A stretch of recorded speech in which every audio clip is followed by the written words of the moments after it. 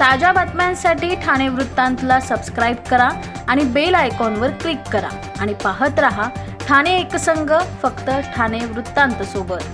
ठाणे जिल्हा आयुक्त आशुतोष डुंबरे यांच्या स्पष्ट आदेशानंतरही परिसरात मोठ्या प्रमाणात मटका आणि पत्त्याचा जुगार सुरू असल्याची धक्कादायक माहिती समोर आली आहे। वर्तकनगर चौकात राष्ट्रवादी पार्टी ऑफिसच्या शेजारी असलेल्या सुलभ शौचालयाच्या लगत भाजी मार्केटच्या आत काळ्या ताडपत्रीचे पार्टिशन करून गुप्तपणे जुगार खेळवला जात असल्याचं समोर आलं आहे। या ठिकाणी दररोज मोठ्या प्रमाणात आर्थिक उलाढाल होत असून स्थानिक नागरिकांमध्ये तीव्र नाराजी व्यक्त होत आहे।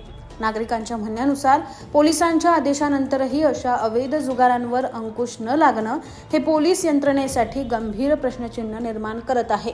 स्थानिक नागरिकांनी वर्तकनगर वरिष्ठ पोलीस निरीक्षक प्रवीण माने, झोन 5 वर्तक विभागाचे सहाय्यक पोलीस अधिकारी मंदार जावळे तसेच झोन 5 चे उपायुक्त प्रशांत कदम यांच्याकडे या प्रकरणाची दखल घेऊन तातडीने कारवाई करण्याची मागणी केली आहे।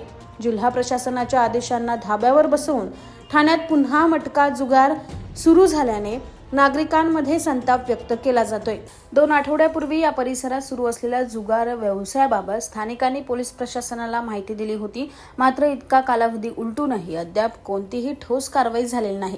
कारवाईच्या नावाखाली फक्त 2 तासासाठी जुगार अड्डा बंद ठेवला जातो आणि पुन्हा काही तासातच तो पूर्ववत सुरू केला जात असल्याची माहिती मिळत आहे। सदर ठिकाणी मोठ्या प्रमाणात जुगार सुरू असून त्याकडे वरिष्ठ अधिकाऱ्यांकडूनही दुर्लक्ष होत असल्याची स्थानिकांची तीव्र नाराजी व्यक्त होत आहे। त्यामुळे नागरिकांनी पोलीस प्रशासनाने कानाडोळा न करता तातडीने कठोर आणि कायमस्वरूपी कारवाई करून हा जुगार व्यवसाय कायमस्वरूपी बंद करावा अशी जोरदार मागणी केली आहे।